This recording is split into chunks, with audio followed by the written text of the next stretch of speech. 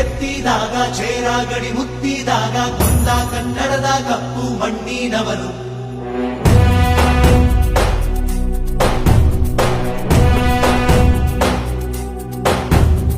ವಜ್ರ ಬಲ್ಲಾಳರಾಯ ಸೋಗೆ ಬಲ್ಲಾಳರಾಯ ಕತ್ತಿಗಲೆ ಬಿತ್ತಿ ಹೋದ ವಂಶಾದವನು. ಈ ಸೀಮೆಗೆ ಶಿವ ನೀಡಿದ